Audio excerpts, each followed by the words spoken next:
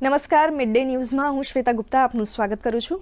દર્શક મિત્રો, આ બુલેટિનમાં આપણે વાત કરીશું કેન્દ્રીય ગૃહમંત્રીની અધ્યક્ષતામાં યોજાઈ રહેલી બેઠક વિશેની। તો ગુજરાત એટીએસ અને કોસ્ટગાર્ડના સંયુક્ત ઓપરેશનમાં 200 કિલોથી વધુ ડ્રગ્સનો જથ્થો ઝડપાયો છે। આ અંગે શું છે વધુ વિગતો તે જાણીશું।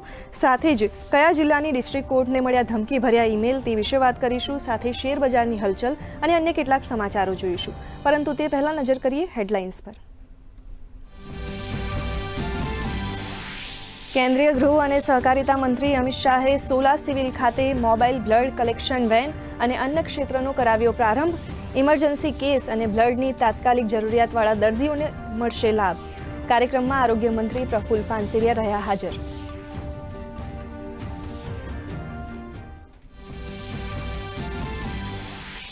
કેન્દ્રીય ગૃહ અને સહકારિતા મંત્રીની અધ્યક્ષતામાં મહાત્મા મંદિર ખાતે સહકાર ક્ષેત્રની મહત્વની બેઠક। દેશના તમામ રાજ્યો અને કેન્દ્ર શાસિત પ્રદેશના સહકાર મંત્રીઓ રહ્યા હાજર।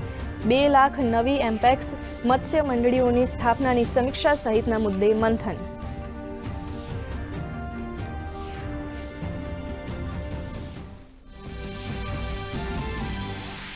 ગુજરાત વિધાનસભાના 8મા સત્રનો આજે બીજો દિવસ। ગુજરાત વિધાનસભામાં નવી પરંપરાનો થશે પ્રારંભ। મહત્વના વિષયો પર ગૃહ પૂર્ણ થયા બાદ થશે ચર્ચા। વિધાનસભા અધ્યક્ષની સૂચના મુજબ થશે કાર્યવાહી।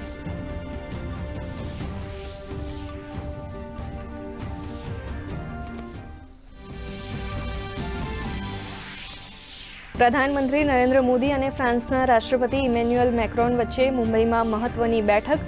મહત્વના કરાર થવાની સંભાવના। બંને નેતા ભારત ફ્રાન્સ નવાચાર વર્ષ 2026નું કરશે ઉદ્ઘાટન।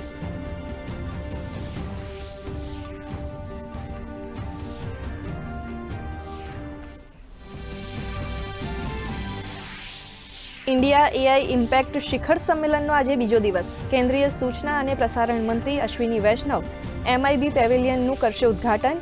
વેવ્સ ક્રિએટર્સ કોર્નરમાં થશે એઆઈ નવાચારનું પ્રદર્શન।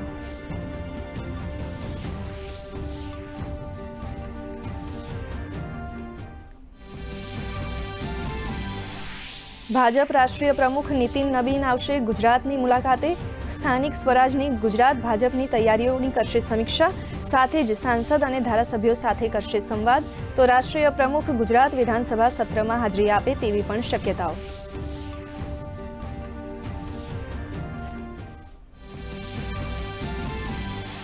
વલસાડ, વડોદરા, અમદાવાદ અને ગાંધીનગરની ડિસ્ટ્રિક્ટ કોર્ટને બોમ્બથી ઉડાવવાની ધમકીના ઈમેલ। બોમ્બ અને ડોગ સ્ક્વોડની ટીમ દ્વારા સર્ચ ઓપરેશન। કોર્ટની આજની કાર્યવાહી કરાઈ સ્થગિત।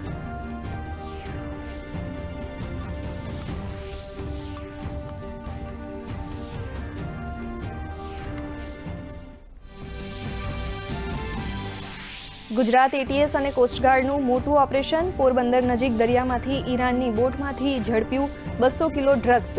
2 લોકોની અટકાયત કરી પૂછપરછ હાથ ધરાઈ।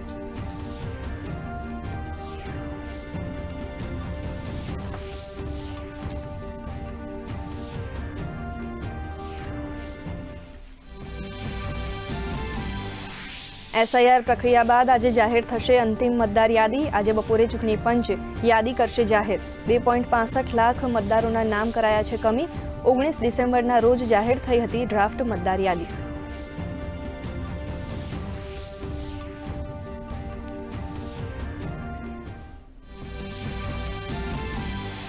આજથી CBSE બોર્ડની ધોરણ 10 અને 12ની પરીક્ષાઓનો પ્રારંભ। રાજ્ય સહિત દેશભરના 15,000થી વધુ કેન્દ્રો પર લગભગ 46 લાખથી વધુ વિદ્યાર્થીઓ આપી રહ્યા છે પરીક્ષા। આ વર્ષે ધોરણ 10ની પરીક્ષા 2 તબક્કામાં।